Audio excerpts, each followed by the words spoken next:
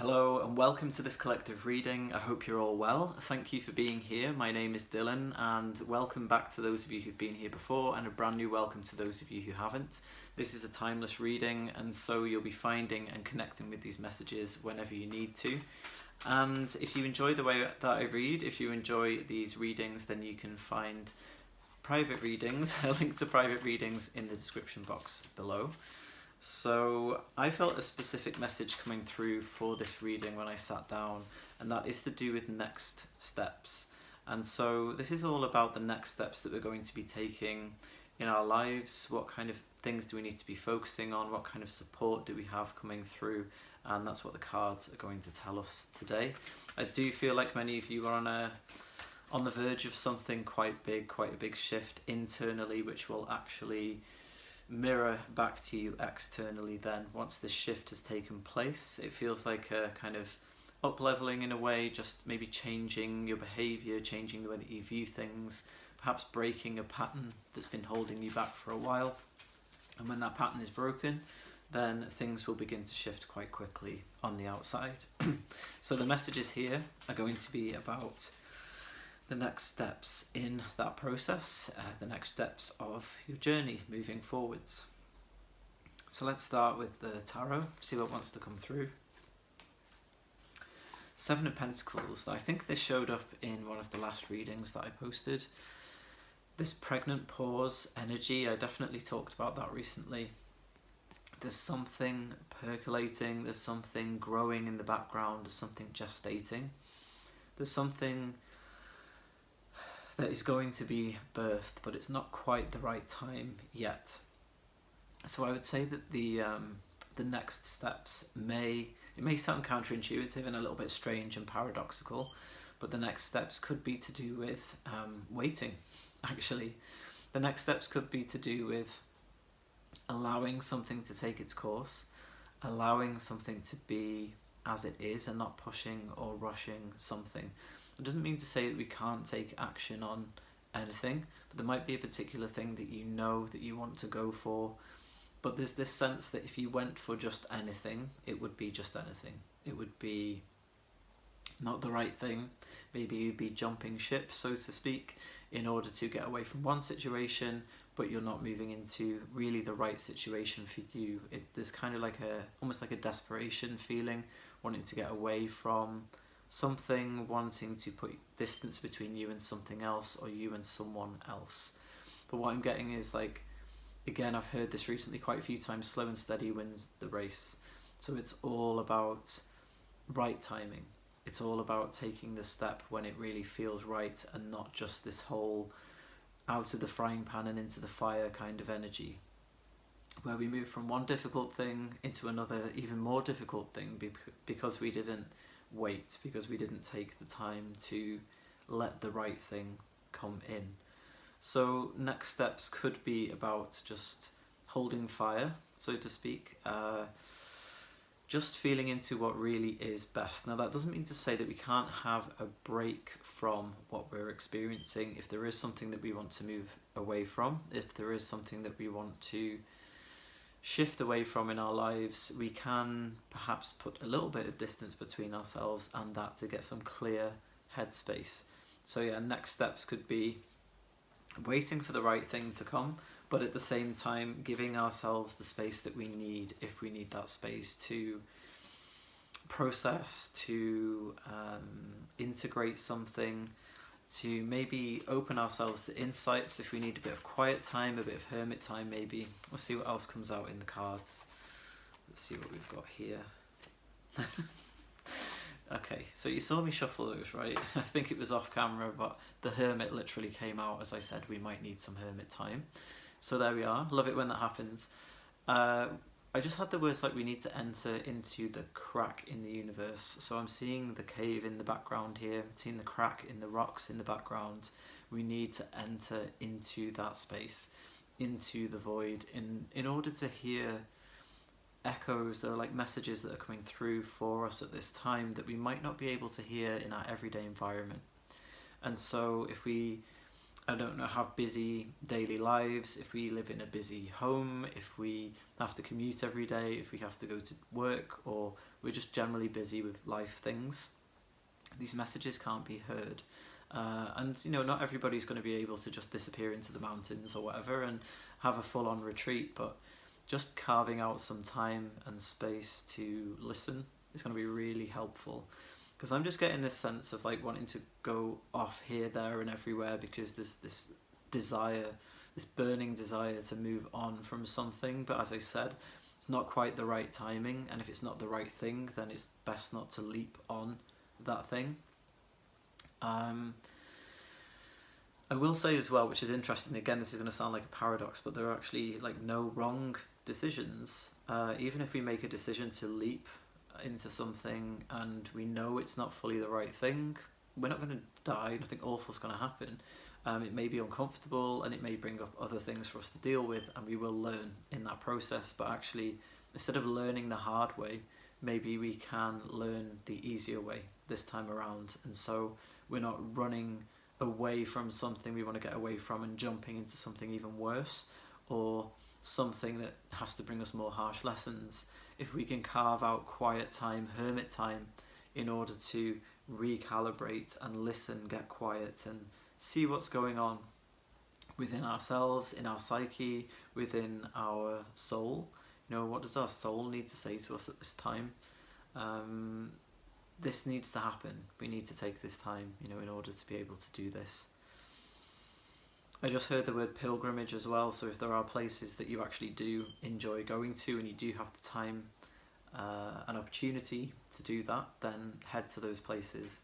It could be woodlands, beaches, caves, mountains, wherever. It could be a hut in the woods, which would be amazing, wouldn't it? It could be going away, like booking a B&B for a couple of nights, or like a whole place that you can stay in, like a whole apartment or whatever, or like I said, a hut, something like that. If you've got the opportunity to do that and the means to do that, then definitely go for it. Something wants to come through, and one of our next steps moving forwards is to listen properly and get out of our own way. That was another message that just came through. Is there anything else that the hermit wants to say? Yeah, there was a message then of like, be cautious. So I do feel like this is coming back to what I was just saying about not just leaping into anything because we might be feeling perhaps desperate, or we've come to the end of our tether on something, we're done with something. But there's something here around don't just leap. I just heard don't leap before you look. So there's another message. So let's go to the Wildwood Tarot to get some more messages around our next steps. Nine of Bows. There's definitely an element of some kind of like burnout experience going on here, where something's just reached its zenith, reached its peak, and I just said like that's that and that's enough. I'm done, I'm out, and that's the energy that I was picking up on before. And we need to respect the way that we feel. To have self-respect means that we don't just put up with certain behaviours, certain traits in other people, things that people say, the way that they behave, as I said, certain behaviours. There's something around that's enough, like we've experienced this before from other circumstances, from other people, and it feels like a cycle.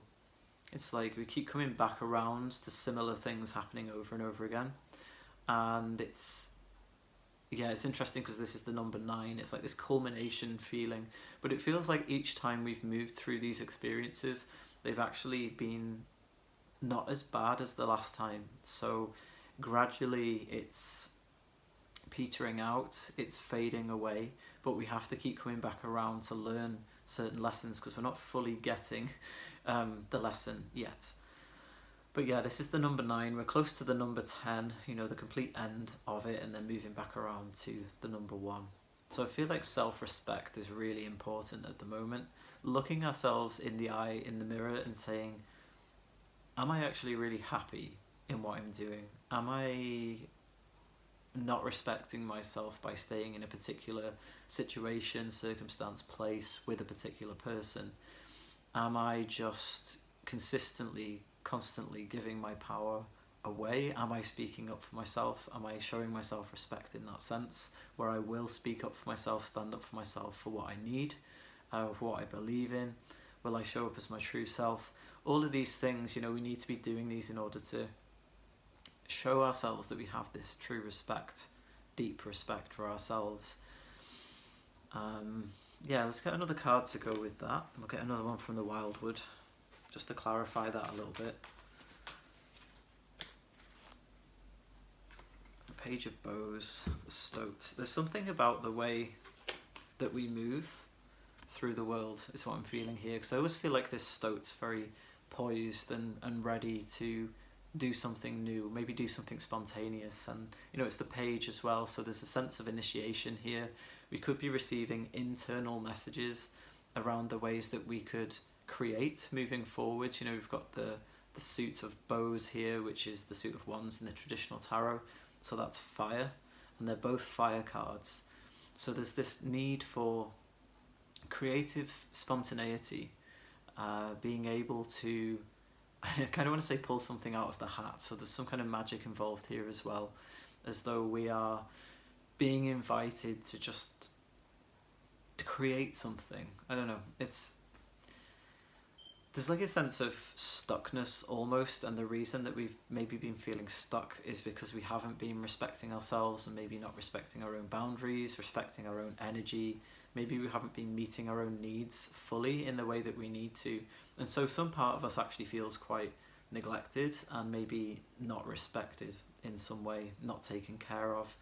And some part of us may want to come out and just, I just heard the word razzmatazz, which is interesting. There's some kind of like pizzazz, razzmatazz, lots of words with Z's in for some reason, or Z's depending on where you're from. Something inside of us is bored. That's what I'm feeling. So our next steps could be finding ways to bring ourselves back to life, to bring our lives back to life. And yeah, the page is inviting us on some kind of adventure here. You can just imagine that the page is about to scurry off. This Stoat is going to scurry off along that rock, the outcrop, and we get to follow that Stoat, and we get to live some kind of adventure and feel excited about it, and it's something new and different. So that's interesting, because I feel like this is something that we can move forwards on. Whatever it is that I was talking about before, when we're being given this kind of cautionary message of don't just jump into anything with it. You know, if you know that it's not really the right thing, but you're just desperate to move on, it's probably best not to do that thing. But on the side, like some kind of side quest, there are little things that we could be doing, maybe meeting with certain people, speaking with certain people, walking in a certain area that brings us inspiration, maybe even like watching things like documentaries or fantasy shows, or I don't know, something that piques our interest, that brings us back to life again. There's something about resuscitation and rebirth and coming back around again. So yeah, we need to be respecting our energetic boundaries as always at the moment, keeping them strong, speaking up for what we need, and yeah, find something that really, really lights you up. And it might be something new, because I just had a sense in my head then that, you know, sometimes we can have these lists of things. If we're feeling a bit down, we might have a list of things that usually pep us back up again, pick us up, bring our energy back into play again. But this feels like it's something that's not necessarily already on the list, which is interesting. So it could be a new pursuit, a new hobby, a new interest of some kind. So what else do we need to know about next steps? Okay, 3 cards have come out. I'm going to start with this one, which is exactly what I was just talking about. This is the Winter card, and it says, take care of your needs. So that's what I was just saying. It's really important for us to be checking in with how we feel physically. Are we meeting our physical needs? Are we meeting our emotional needs? Are we meeting our spiritual needs? And mental needs, like needs that we have for our mental health to keep us level. Do we feel warm and cozy? Do we feel comfortable? Do we allow ourselves to relax? Because relaxing is good on all levels. You know, if we can truly relax, then that's resting our body and healing our body. It's resting our minds when we're relaxed and we're just chilling out doing what we want to do. And it's also going to help us spiritually, helps us to build up that spiritual flame again. And yeah, emotionally it's going to help us to feel relaxed. So it feels like it's really important to find ways to do that at the moment, to be able to just switch off and just enjoy being. It doesn't necessarily have to be anything like super spiritual either. Sometimes people think that we have to sit in meditation to do this. Of course, that is helpful, and I do recommend meditation, definitely. But at the same time, it could be just switching off, watching something, like I said before, that really inspires us and that piques our interest and that takes our mind off things for a while. So if you are interested in, say, history or archaeology, for example, sit down and watch a documentary that like keeps you really engaged and inspires you and makes you just kind of switch off from any difficulty and challenges that are going on at the moment. Because I do feel like there's some kind of noise going on. It's like a energetic noise that's going on around us, some kind of distraction or just something we've had enough of. Like I said, like you've come to the end of your rope, come to the end of your tether, and just to take our minds off maybe the stress of that. Things tend to get louder as they're going to be moving out of our lives. To take our minds off that, just find the things that engage us, that we enjoy, that take our minds off difficult situations. Connect with your emotions. So if you need to have a good cry, then have a good cry. Sometimes we can start to feel very backed up emotionally, and our heads can get a bit like, it's like feeling seized up, and you'll feel it in your shoulders as well. When something needs to come up and be expressed, we often hold it here. And so if we can kind of relax our shoulders and move our necks around a little bit, and I would say as well, breathe very deeply into your stomach as though you're breathing into your sacral chakra. Breathe right the way down, and then see if anything moves energetically, see if anything wants to come up and surface. So find a safe space where you can do this, where you can feel relaxed and feel comfortable allowing your emotions to come out. And just see if there's any sadness that wants to leave at the moment. Maybe any just like stress tears that want to come out. You know, when we feel stressed, we can often feel teary as well. So allowing those to fall, and it's actually a stress reliever as well. You know, it's scientifically proven that crying helps us to de-stress and helps us to shed certain chemicals from the body, and then that can help us to feel more comfortable and calm again. So yeah, check in with any emotions that might be stirring up at the moment. This could also be something like anger that's churning away in our stomach, and so finding ways to creatively shift that energy. Like I was saying about the suit of bows or wands before being fire, you know, the harsh aspect of fire, or maybe the shadow of fire, can be that it can be painful and that it can burn through things. And sometimes if we're feeling backed into a corner or stressed, then we can lash out and that fire can come out in that way. So I feel like some way of channeling any kind of anger that might be moving through creatively would be really good at this time. Maybe through music, maybe through drumming, that can be a really good one. Even chanting, sounding, even if you need to scream, you know, if you can find a place to do that where you feel comfortable doing that. Any way that you can shift these emotions would be really good, as long as you're not just firing them at other people. It's important not to do that. But then we've got the Shaolin Master, which has actually come up quite often in my conversations with friends lately. Shaolin monks or warriors. Be graceful in movement and action.